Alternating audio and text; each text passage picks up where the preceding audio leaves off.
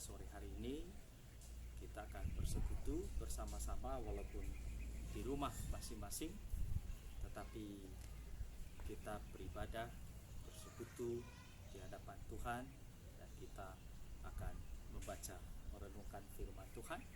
Terlebih dahulu saya mengajak ibu-ibu sekalian, mari kita berdoa terlebih dahulu. Mari kita berdoa. Allah kami yang hidup, kami berseru dan memohon pertolongan Tuhan pada sore hari ini. Kiranya Engkau memberikan kami waktu untuk membaca dan merenungkan akan firman. Biarlah firman yang kami baca, kami renungkan, kami mengerti, memahaminya, dan juga kami dapat melakukannya di dalam kehidupan kami hari lepas hari. Tangan-Mu yang menopang kami, Tangan-Mu yang memberikan kekuatan kepada kami di dalam kami mengerti dan memahami firman. Di dalam nama Tuhan kami Yesus Kristus kami berdoa. Amin. Pada sore hari ini kita akan belajar satu bagian firman Tuhan di dalam Matius pasal 5 ayat 7. Matius pasal 5 ayat 7. Saya akan membacakannya kepada kita. Demikianlah firman Tuhan. Berbahagialah orang yang murah hatinya, karena mereka akan beroleh kemurahan. Saudara, tema pada sore hari ini adalah wanita yang murah hati. Saudara, ketika kita membaca tadi firman Tuhan di dalam Matius pasal 5 ayat 7 ini, kita menemukan bahwa orang yang murah hatinya adalah orang yang berbahagia. Dan juga orang yang murah hati akan menerima kembali kemurahan juga.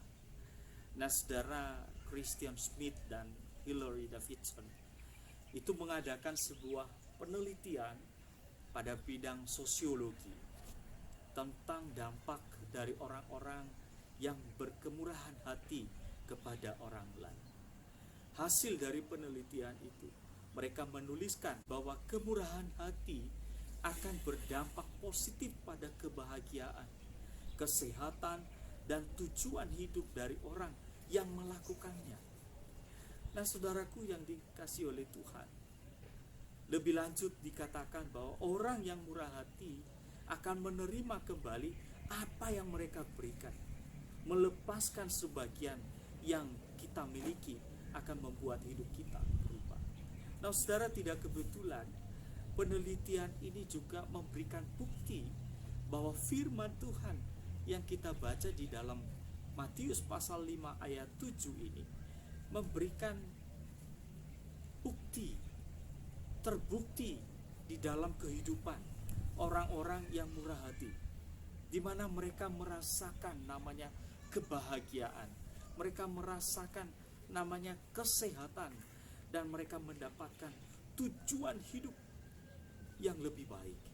Bahkan mereka juga mengakui bahwa mereka menerima kembali apa yang mereka berikan. Nah, saudaraku yang dikasihi oleh Tuhan, apakah orang yang murah hati itu cukup dengan berkata, kasihan ya orang itu? Nah, saudara, tentu tidak, saudara.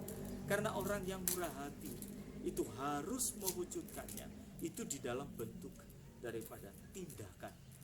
Jadi orang yang murah hati adalah orang yang harus mewujudkannya di dalam tindakan.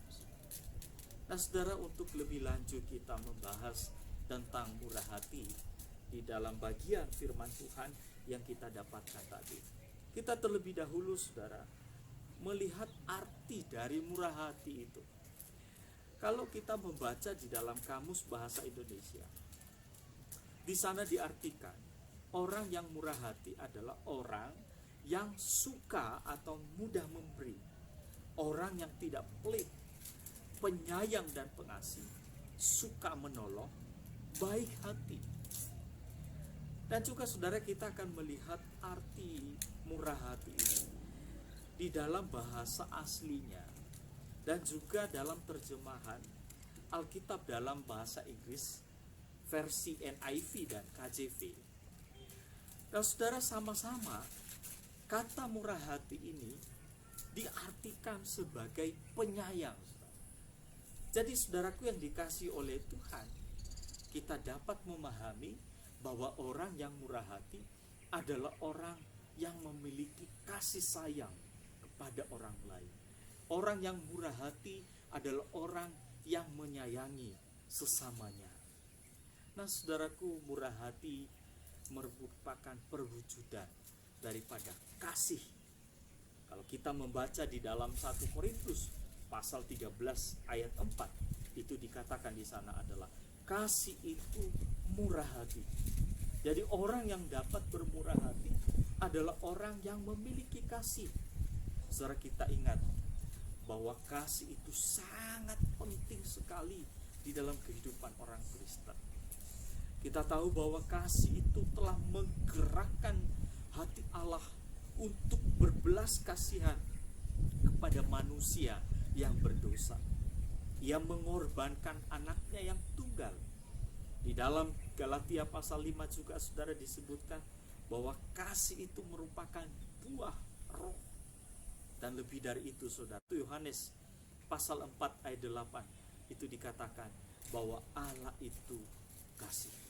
Nah saudaraku yang dikasih oleh Tuhan, jadi ketika kita tahu bahwa murah hati merupakan perwujudan daripada kasih, maka kekuatan kasih yang dimiliki oleh orang percaya di dalam dirinya itu mendorong dia untuk bermurah hati kepada sesamanya.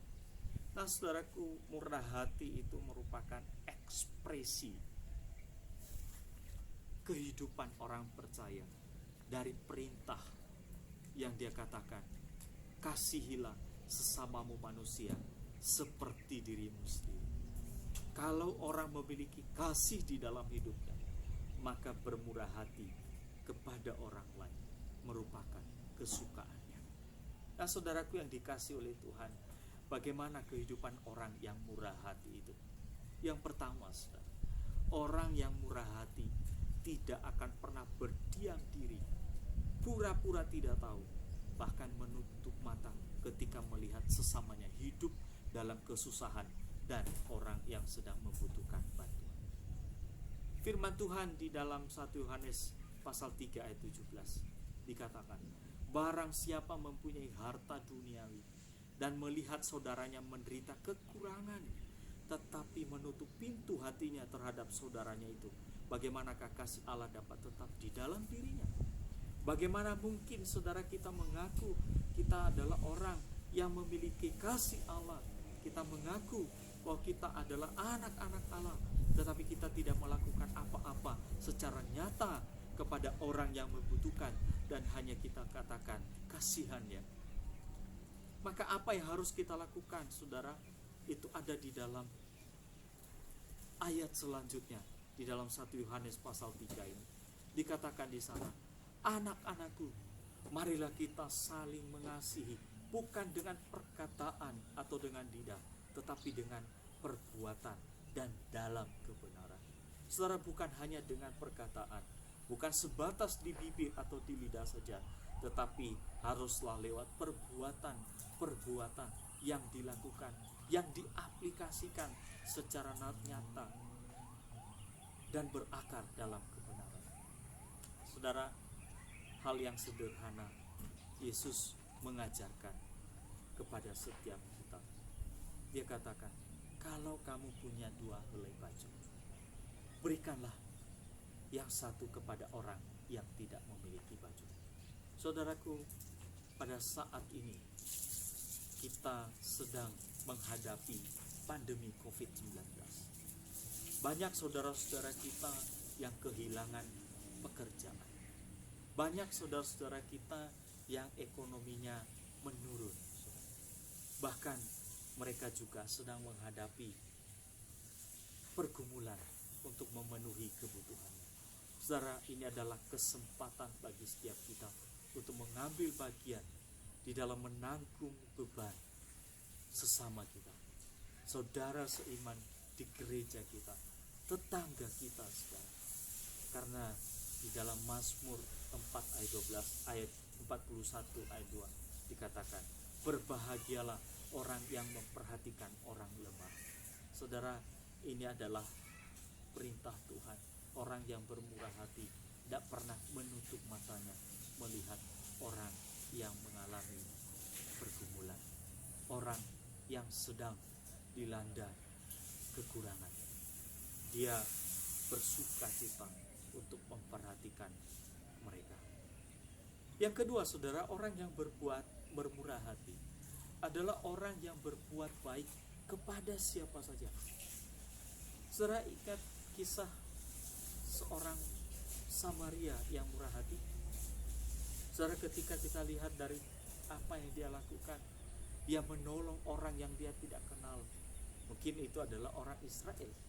Dia tidak berlama-lama untuk mencari tahu siapa orang itu, dari mana latar belakangnya, dan lain-lain.